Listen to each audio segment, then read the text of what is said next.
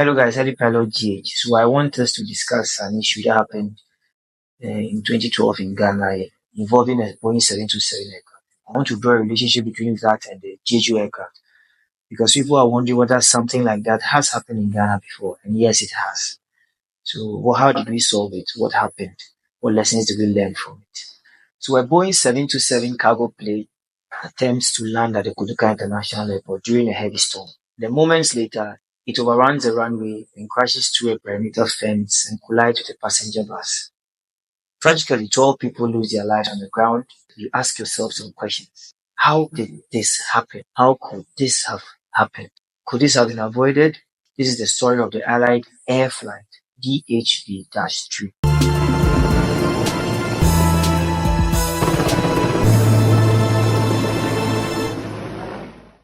So the flight approach.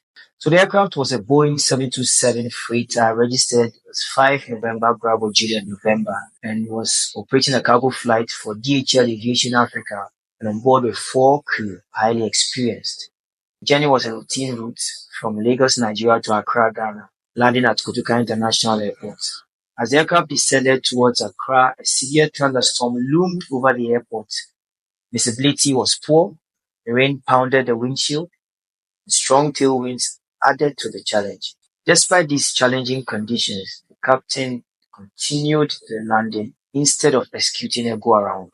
He disengaged the autopilot at 500 feet and attempted a manual landing. However, he could barely see through the windshield due to the rain. The approach was unstable. The aircraft landed at a dangerously high speed of about 154 knots, well above the recommended 137 knots. Whereas it touched down 4,000 feet beyond the runway threshold, leaving only about 5,800 feet of available runway to stop. Under normal conditions, this might be possible, but not on that day when it had rained, because the runway was wet.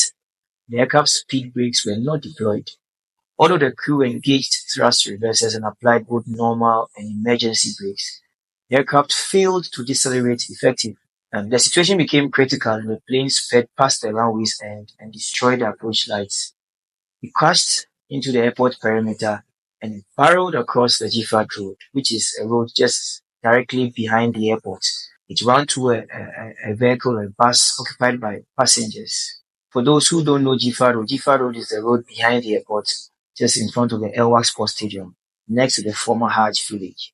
The aftermath. So when the aircraft finally came to a stop near Elwak Sports Stadium, it was severely damaged. The right wing had been torn apart, the landing gear collapsed, and the tail was fractured. And miraculously, all 4 crew members survived with minor injuries. However, the tragedy was on the ground. 10 passengers in the bus, a soldier on a bike, and a taxi passenger lost their lives. Rescue teams rushed to the scene, but the impact had been devastating. And witnesses recalled the terrifying moment when they saw an aircraft smash through the fence onto the road, leaving destruction in its path. It was a very traumatic scene for those in the neighborhood and those who witnessed it. The investigation. A thorough investigation was launched by the regulating authority in Ghana, that is the Ghana Civil Aviation Authority. And the final report highlighted several critical mistakes that led to the crash. Among them are these. So the captain should have executed a missed approach. With limited visibility and an unstable approach, a go-around was the safest option.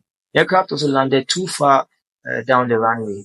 The late touchdown left insufficient stopping distance.